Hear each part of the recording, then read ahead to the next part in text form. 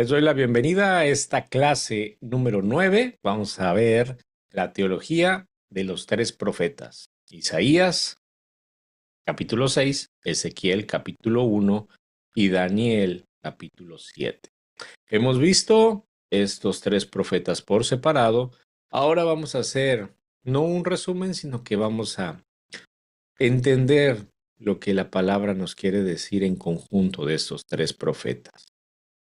Es, es importante entender que cuando nosotros abrimos la Biblia y meditamos en la palabra del Señor, vamos a descubrir cosas maravillosas, como que Dios nunca se revela de una manera improvisada.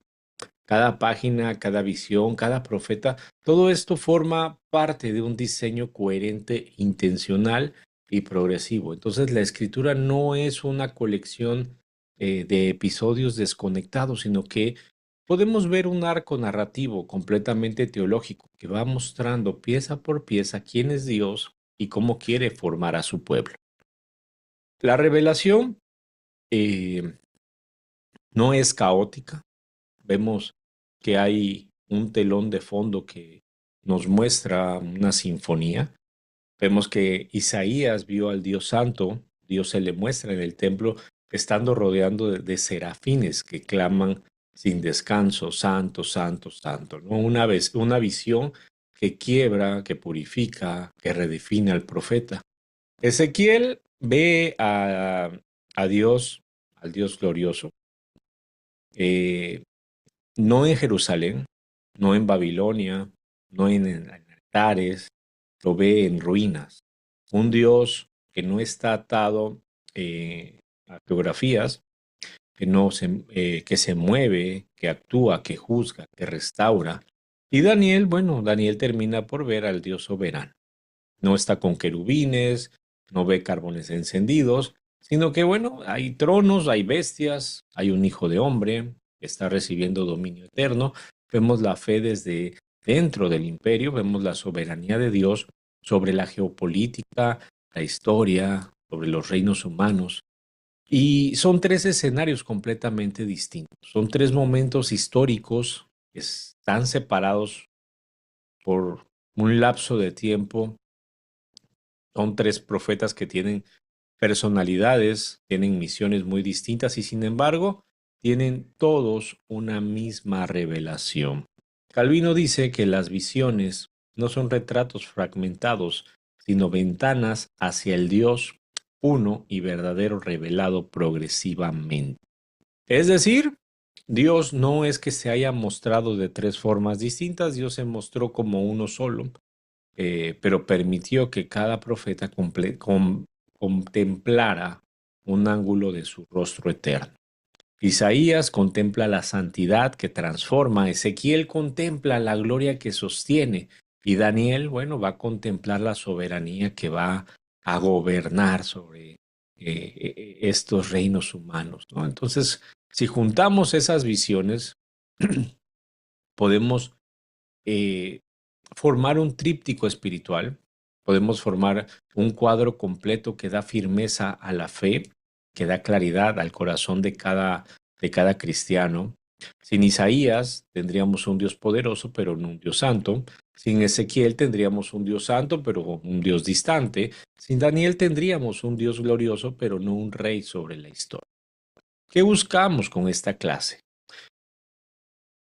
Les decía, más allá de que veamos que es un repaso o un resumen, en esta clase, hermanos, mi deseo es que aprendamos a vivir con una cosmovisión que sea robusta, que sea madura, que sea profundamente bíblica, entendiendo que la santidad de Dios nos llama a la pureza, que la gloria de Dios nos acompaña en el sufrimiento y la soberanía de Dios nos va a librar del miedo.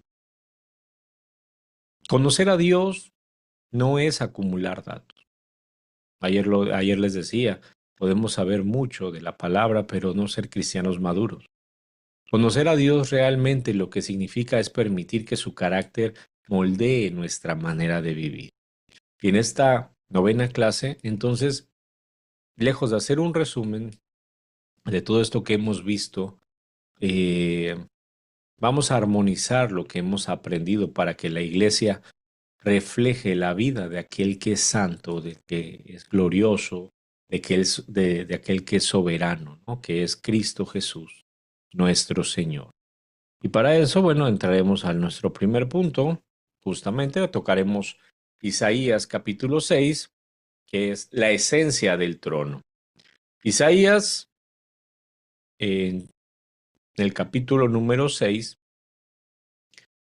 no simplemente vemos un llamado, vemos el llamado de este profeta, sino que es el terremoto espiritual que inaugura la teología profética del Antiguo Testamento. Antes de que, de que Isaías llegue a hablar, Dios le muestra primero quién es Él. Eh, Antes de darle palabras, primero le da un temblor. Antes de darle o enviarlo a una misión, le regala una visión. Y por eso Isaías entra al templo esperando un culto y se encuentra con un trono alto, un trono que es sublime y no pertenece a Judá. No pertenece a Usías ni a ningún rey mortal.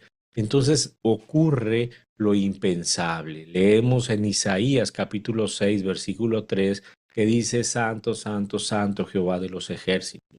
Y no solamente es una canción coral de fondo, sino que es un colapso metafísico. La palabra Kadosh, ya la hemos analizado, no es una simple categoría ética, no significa solamente moralmente limpio, no significa solamente apartado, separado, eh, sino que es un conjunto que nos va a hablar de algo que es infinitamente superior, algo que reúne todas las cualidades, apartado, separado, limpio, totalmente otro, ¿no? En esta imagen que es completamente superior. En otras palabras, la santidad no es la bondad de Dios, sino que es su forma más sublime de mostrarse, ¿no? Es la distancia infinita entre Él y todo lo que ha sido creado. Por eso, los serafines, que son estas criaturas eh, hechas de fuego, no pueden mirarlo de frente. Ellos cubren su rostro no por vergüenza, sino porque eh, están delante de la pureza más alta y no pueden soportar la perfección absoluta. Sproul, él dice que la santidad de Dios no es una característica, sino que es la suma de todas. Y en ese instante, cuando Isaías ve la luz eterna del trono, ocurre algo inimaginable, porque no mira al pueblo, no mira a los líderes de Judá, no mira a los ídolos, eh, se está viendo a sí mismo y se rompe, ¿no? Leemos que en el capítulo 6, versículo 5 dice, ay de mí que soy un hombre inmundo. Entonces, es importante notar que Isaías no comienza su ministerio denunciando a los demás o señalando, sino que comienza hablando sobre él mismo. Porque la santidad de Dios, la santidad divina es un espejo que destruye toda pretensión humana. Y bueno, como, como ejemplo didáctico, ¿no? Muchas veces cuando le llamas la atención a una persona o cuando te la llaman a ti, lo primero que hace la gente que es ponerse a la defensiva, como dicen por ahí, como gato patas para arriba, creo que es la expresión. Lo primero que hace la gente es decir, todos tienen la culpa menos yo, ¿no? Entonces, es importante entender que la santidad de Dios nos muestra, ¿no? Ese espejo que va a destruir todo lo, lo, lo que yo creo que tengo de bueno. Y este punto es muy importante porque Isaías no fue transformado por su pecado, sino que él fue transformado por la santidad que le revela su pecado.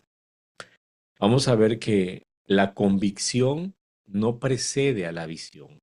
Lo que sucede es que la visión va a preceder a la convicción. Por eso el Evangelio no comienza con el te has portado mal, sino con he aquí tu Dios. Isaías se desploma, Dios lo levanta con un carbón encendido, el fuego que purifica no nace del infierno, obviamente, sino que viene de un altar celestial. ¿Y esto de qué nos sirve? Bueno, eh, eso significa en nuestras vidas que no cambiamos porque entendemos lo mal que estamos. A veces podríamos decir que te caiga el 20, ¿no? De cómo estás viviendo o lo que estás haciendo mal o en lo que te estás equivocando. Pero el verdadero cambio en nuestras vidas viene cuando entendemos quién es el Dios que nos llama. La santidad no solamente nos expone, la santidad nos atrae, nos hiere, pero esto es para sanar.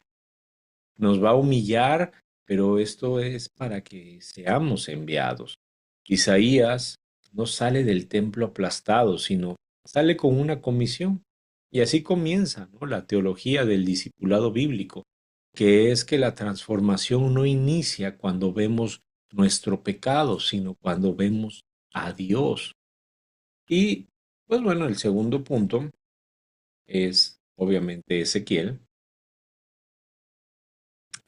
capítulo 1, que nos va a hablar de la gloria de Dios, la esencia del movimiento. Con Isaías vemos que Dios reina desde su templo, desde su trono, eh, pero Ezequiel ve al mismo Dios saliendo del templo y manifestándose en el exilio. En el capítulo 1 de Ezequiel vamos a encontrarnos con uno de los textos más complejos, uno de los textos más sublimes de toda la escritura, porque no es una visión fácil, no es una visión cómoda, no es una visión decorativa, llamémosle. Es una explosión de símbolos que solamente se van a entender a la luz de la verdad. La gloria de Dios no está confinada a un espacio, porque la gloria de Dios se mueve. Entonces, cuando nosotros vamos a Ezequiel capítulo 1, vemos que inicia diciendo: aconteció que los cielos se abrieron y vi visiones de Dios. Ezequiel está en el río Quebar, perdón. Es la frontera del exilio babilónico. No es un lugar santo, no está en Jerusalén, no está en el templo, no está en el sistema religioso ideal, pensémoslo de esa manera. Él está en una tierra pagana, está humillado, no hay un altar, no hay un sacerdote, no tienen nación, así de fácil. Y en medio de todo eso, en medio de esa derrota nacional, Dios le da esta visión. Y puede ver que cuando Dios llega con ruedas, los detalles que Ezequiel describe son muy desconcertantes. Ve criaturas vivientes, ve ruedas dentro de ruedas, fuegos que se mueven, ojos por todas partes, un firmamento de cristal, un trono de zafiro, una semejanza de hombre sentado en él. Y bueno, esto no podríamos llamarle una fantasía apocalíptica porque todo pasa a ser una parte de teología visual. Y entendemos que las criaturas vivientes pues representan la creación organizada sirviendo al Rey Supremo. Las ruedas dentro de ruedas simbolizan la movilidad divina, que es el Dios que se mueve donde su pueblo está. Y esto era una bofetada para la mentalidad del israelita que estaba en el exilio, porque ellos creían que Dios había quedado en Jerusalén. Pero Ezequiel va a descubrir que Dios lo sigue hasta Babilonia. Los ojos por todas partes anuncian que nada se le escapa al conocimiento de Dios. Dios ve, Dios sabe, Dios gobierna. El trono de zafiro, la figura humana, pues esto es cristología, ¿no? Es la cristología del Antiguo Testamento, algo maravilloso, porque Ezequiel ve en el trono la forma de un hombre. Y San Agustín dice que ya en los profetas se alcanza a ver al Hijo, la imagen visible del Dios invisible. porque no es un hombre cualquiera el que está viendo, es una anticipación del Mesías glorificado antes de la encarnación. ¿Cuál es el mensaje de esta visión? Bueno, que mientras que el pueblo pensaba que todo había terminado, Dios se manifestaba con mayor gloria. Mientras ellos creían que el exilio era la ausencia, Dios les está revelando que, pues, es presencia en movimiento. Mientras ellos imaginaban que, pues, esa derrota que habían sufrido apagaba el propósito de la nación elegida por Dios, o los ungidos, ¿no? Los tocados, los elegidos. Dios les muestra que su gloria no depende de templos, no depende de reyes, no depende de circunstancias políticas. Y leyendo, ¿no? Con atención el capítulo 1 de Ezequiel, entendemos que es una declaración de parte de Dios sobre la independencia, porque Dios no está limitado al sistema religioso. Vemos que Dios no está contenido en una estructura humana y sobre todo Dios gobierna aún en las tierras extranjeras. Tú te puedes ir a cualquier parte del mundo, incluso a la India, ¿no? Donde hay una cantidad muy poca de cristianos y Dios está ahí. Dios gobierna esa tierra. Dios gobierna a esa gente, aunque ellos no le conozcan o le nieguen conocer. Entonces, la gloria de Dios no está atada a la comodidad espiritual. La gloria se revela en el caos para recordarnos quién es el que manda. Y esto, bueno, eh, para nosotros nos habla que no necesitamos un templo perfecto para ver a Dios. Eh, no necesitamos que nos vaya bien, no necesitamos una buena temporada para de pronto experimentar su gloria. Algo que me llama mucho la atención es que hay gente, ¿no? Que espera sentir algo, este, algo de parte de Dios. Este, no necesitas sentir nada de parte de Dios para que Dios obre en tu vida. No necesitas de pronto que te llegue, ¿no? Un toque de no sé dónde para que tú creas que Dios está ahí. No necesitas que todo esté ordenado para que Él hable. Y esto es importante, ¿no? Porque Ezequiel nos enseña que la gloria llega donde Dios decide revelarse, en lugares extraños, en lugares incómodos, en lugares inciertos, porque la gloria de Dios no está atada a un espacio.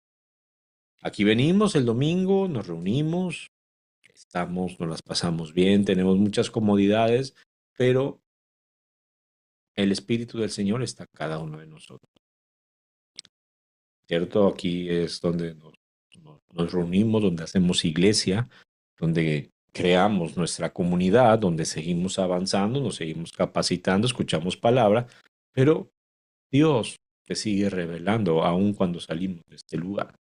Entonces, Isaías nos muestra quién es Dios en su santidad y ahora Ezequiel, recordamos que él nos muestra que, pues, quién es Dios en su gloria, quién es Dios el que desciende. Su santidad nos quebranta y su gloria, pues, nos levanta. Y abordando el tercer profeta, Daniel, hay que hablar sobre la soberanía. Porque después de que Isaías nos lleva al templo para ver la santidad, Ezequiel nos lleva al exilio para ver la gloria, Daniel ahora va un poquito más allá. Ah, él va y se proyecta hasta la sala del trono del universo, donde Dios gobierna sobre reyes, bestias, imperios. Daniel en el capítulo 7 es un capítulo muy importante en la Biblia, porque es ese puente entre el Antiguo y el Nuevo Testamento, entre la escatología profética y la cristología del Evangelio. Y pues no vemos la tierra desde la tierra. Aquí vemos la tierra desde otra visión. desde el cielo, llamémosle así, ¿no? ¿Por qué? Porque vamos a encontrarnos este mar turbulento, que es la política desde la mirada de Dios. Daniel describe este mar agitado, desordenado en el capítulo 7, versículo 2, que dice que este mar pues va a ser símbolo del caos, ese caos moral, social, político que rige en el mundo. Entonces, de ahí vamos a leer en el texto que salen cuatro bestias. Cada una es más grotesca que la anterior y esto contrasta mucho con el capítulo 2 del mismo libro. En el capítulo 2 leemos que los imperios son metales brillantes, algo deseado a la perspectiva humana, pero ya en el capítulo 7 los imperios son bestias salvajes. ¿Por qué? Porque los está narrando Daniel desde la perspectiva de Dios. Y Calvino dice que Dios retrata a los imperios como bestias para mostrarnos lo que realmente son cuando Él gobierna.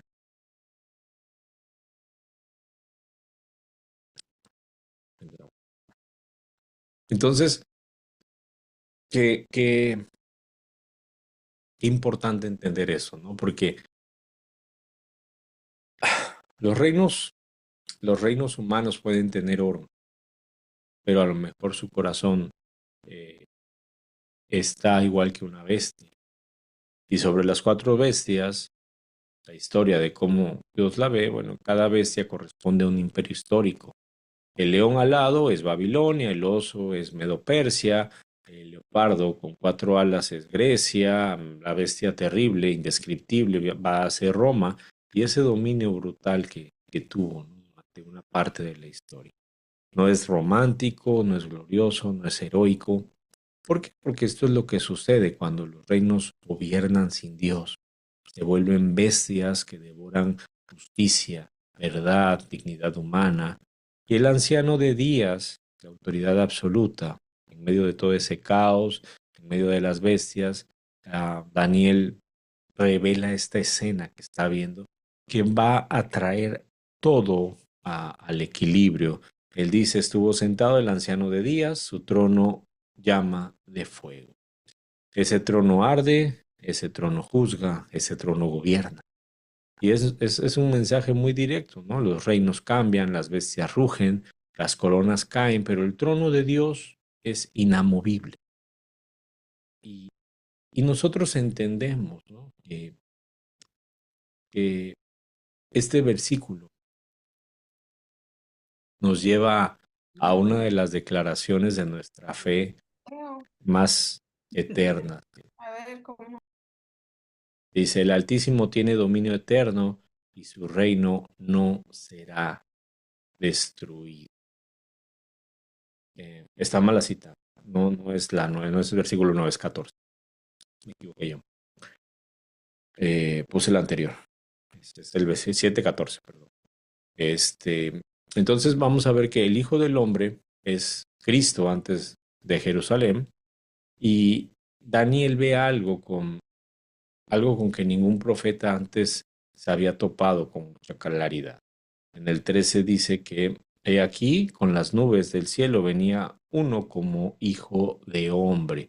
Y bueno, no se está refiriendo claramente a un ángel, no es un profeta, no es un símbolo, está hablando de Cristo, su persistencia gloriosa.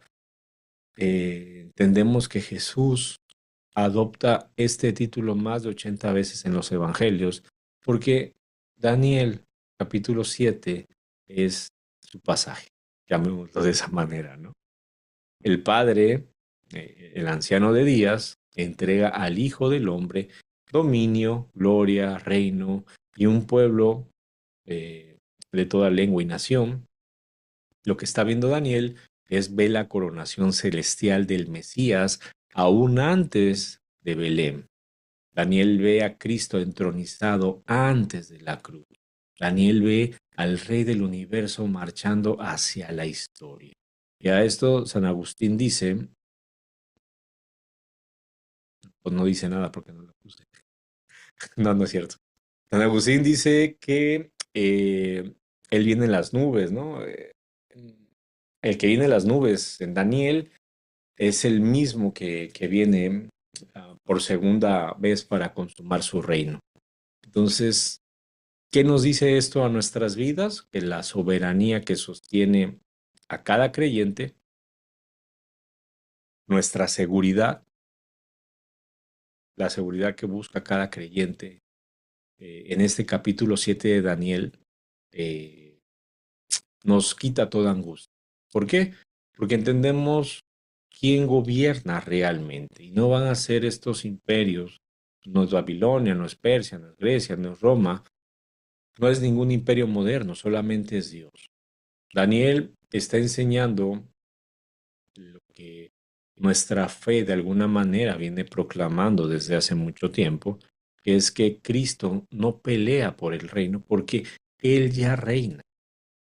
Hay gente que piensa, ¿no?, que está en una batalla constante. Bueno, eso de algún modo no es así porque pues, Cristo ya reina. A lo mejor lo vemos un poco la siguiente semana cuando veamos el tiempo sagrado. Vamos a ver o hablar un poquito de esto.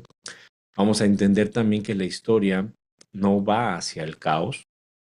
No nos estamos dirigiendo a la frase esa popular que dice vendrán tiempos peores, dice la Biblia, muchos dicen, ¿no? Sino que vamos hacia el trono. ¿Por qué? Porque nada escapa de su gobierno. Por eso Daniel, aunque está rodeado de todas estas fieras políticas, él puede dormir tranquilo y nosotros también. Nosotros también podemos descansar. Quizás al final hablamos un poco de esto. Una pregunta que me hacía un hermano Luis Miguel en la mañana, a lo mejor la retomamos al final, si ustedes quieren, tienen tiempo.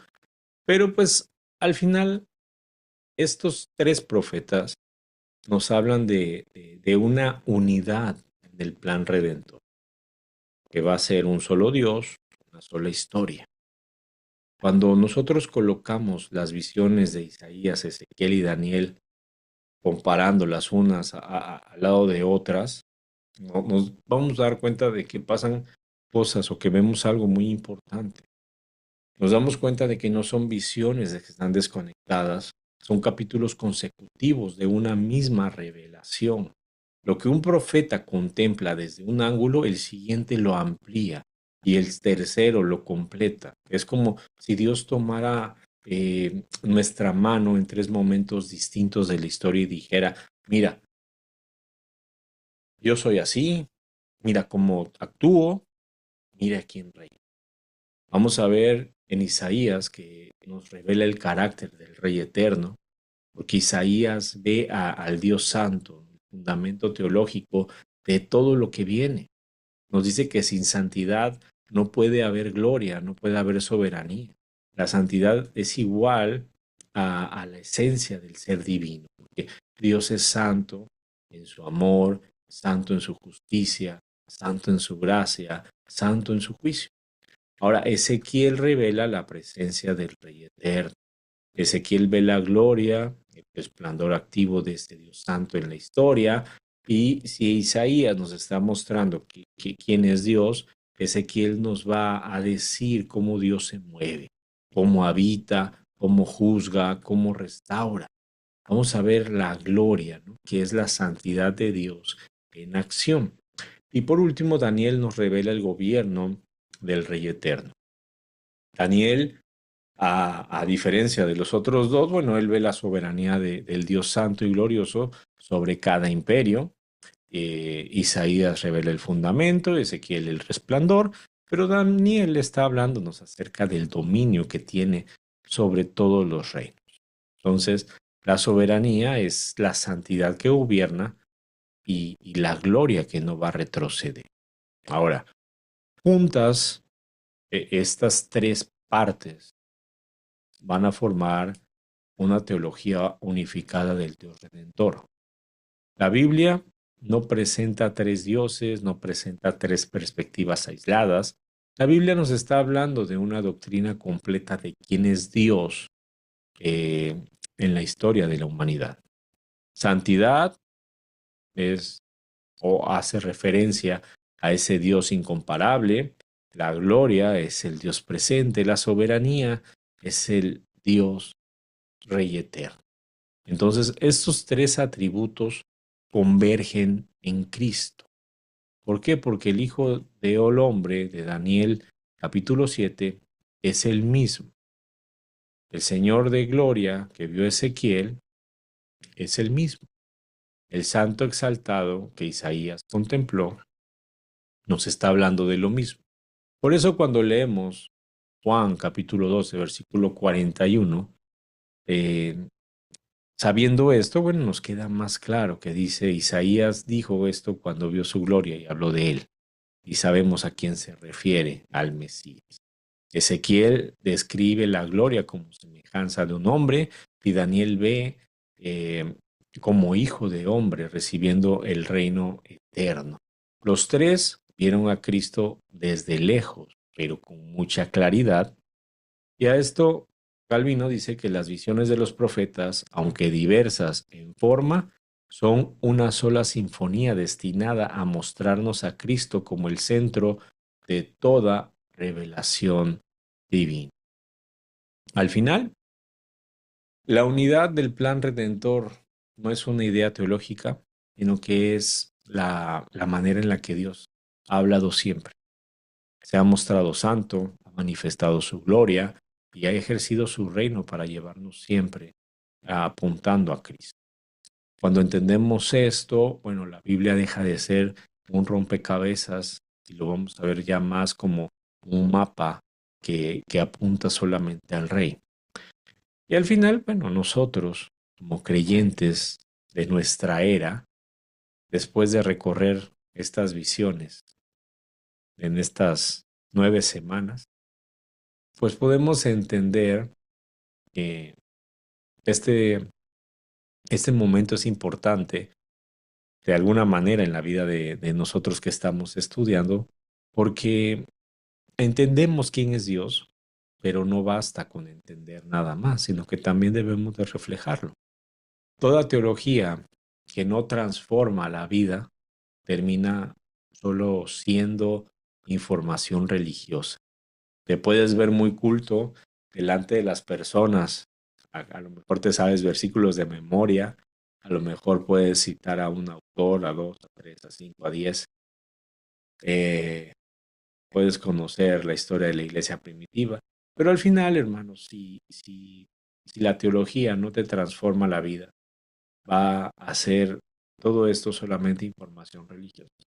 Dios no le muestra a Isaías su santidad para impresionarlo, no le muestra a Ezequiel su gloria para entretenerlo, no le muestra a Daniel su soberanía solamente para que quede asombrado, sino que todo esto lo muestra para formar a su pueblo, a cada uno de nosotros. Cada visión produce un tipo de creyente. Isaías nos muestra la santidad que nos va a separar del pecado. Isaías vio al Dios Santo y su primera reacción no fue cantar, no fue decir nada, sino fue quebrarse. Dice, ay de mí, soy un hombre inmundo. Y entendemos que la verdadera santidad nunca comienza con la disciplina humana, el voy a cambiar, el yo voy a hacer las cosas de otra manera, sino con tener bien clara cuál es nuestra visión de parte de Dios. Cómo yo me relaciono con Dios, cómo entiendo a Dios, al Dios de la Biblia, no al Dios que yo he creado, no al Dios que yo considero que debe de actuar de cierta manera, sino el Dios que está en las Escrituras. Cuando un hombre ve la santidad de Dios, lo ordinario pues se vuelve insuficiente, el pecado se vuelve intolerable, te molesta, es una piedra en el zapato. Y bueno, la vida espiritual va a dejar de ser un hobby y se convierte en un llamado.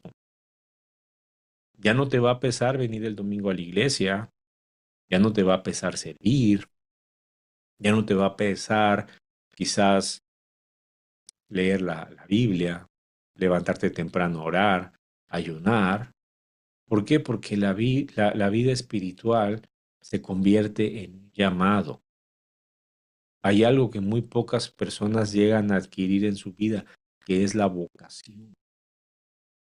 Pero solamente es cuando contemplas la santidad.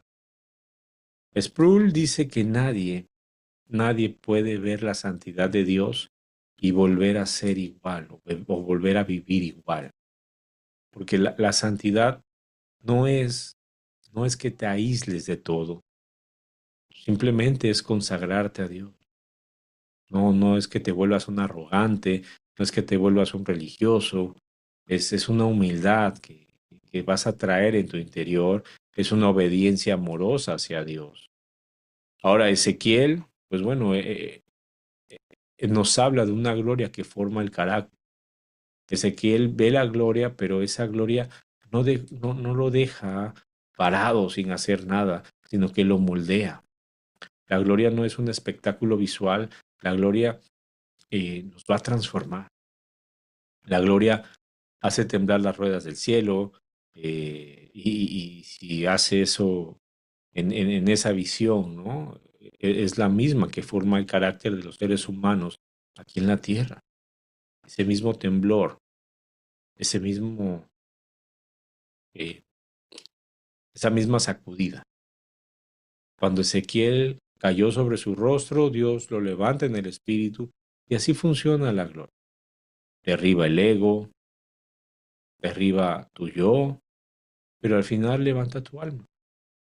Dice Calvino que donde la gloria de Dios reside, el hombre no puede permanecer igual. ¿Qué hay que hacer? Bueno, al final tenemos que reflejar la gloria de Dios y lo vamos a hacer viviendo en integridad, obedeciendo aunque nadie nos aplauda, haciendo lo correcto aunque nadie nos vea, no solamente por las apariencias. Por último, Daniel nos habla de la soberanía que quita el miedo, porque Daniel vive en medio de imperios arrogantes y aún así eh, él nunca tuvo miedo. ¿Por qué? Porque él reconocía que el rey que reinaba sobre todos los reyes era el Padre. Dice en el capítulo 4, versículo 32, que el Altísimo gobierna el reino de los hombres. Entonces, Daniel vio caer reyes, vio que cambiaban esos imperios, vio cómo se derrumbaban ídolos, vio escribir sentencias, ¿no?, en las paredes, vio leones que no se los comieron, vio gente que se metía al horno y no eran quemados. Y todo esto reflejando la soberanía de Dios, que para él fue un oxígeno, fue la manera en la cual él pudo confiar. Y Lutero dice que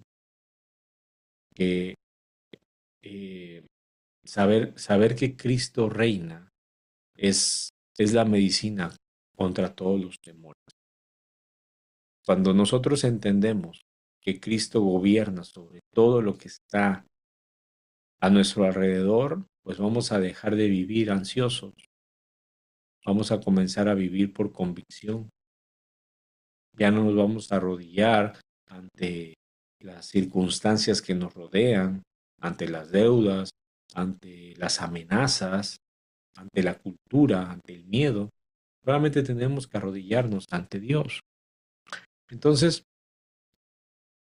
Isaías nos enseña que debemos de vivir santos, Ezequiel nos enseña de dónde viene la fuerza que es de su gloria, y Daniel cierra diciéndonos que debemos de enfrentar todo eso con la actitud correcta, sin miedo.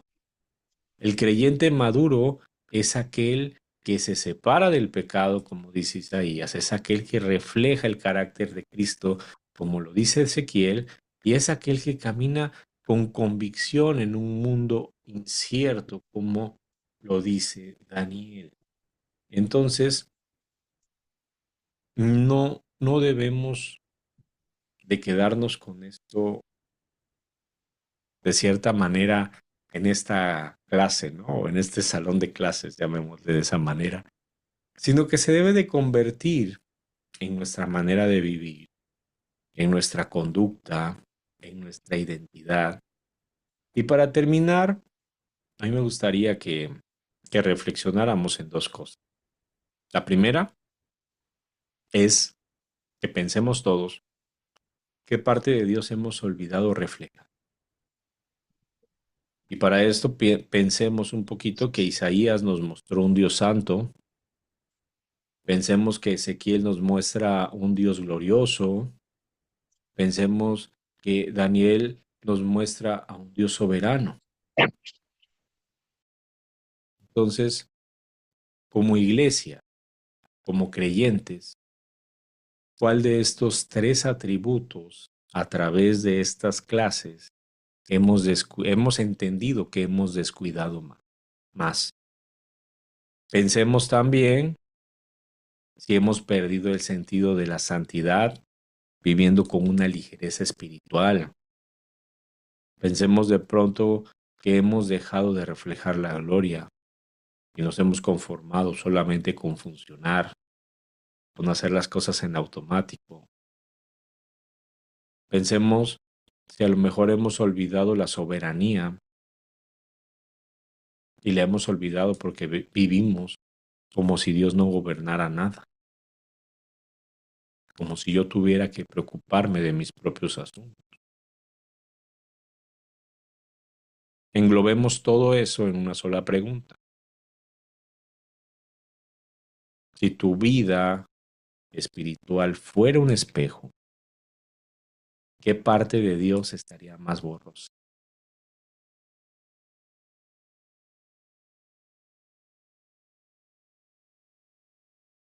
Ahora, la segunda,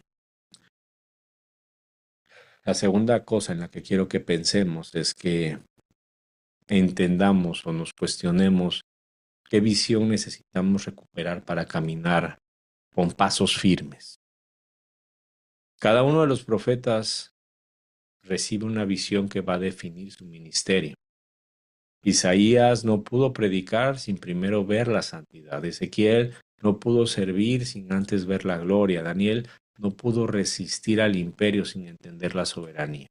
Queda claro eso. Pero hoy, en un mundo que nos presiona, que nos confunde, que nos seduce, pregúntense qué visión necesitan recuperar para mantenerse firme. Pregúntense si necesitan volver al Dios Santo, a esa santidad para vencer al pecado que te está estancando. Si necesitas ver más su gloria para recuperar tu propósito, tu identidad. Si de pronto necesitas volver a entender la soberanía que nos dice Daniel para dejar de vivir con miedos, con esos temores.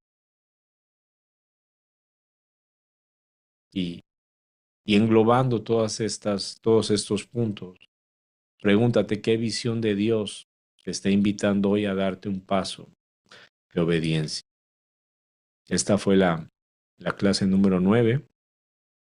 Le doy las gracias a todos los que se conectaron varios, gracias a Dios.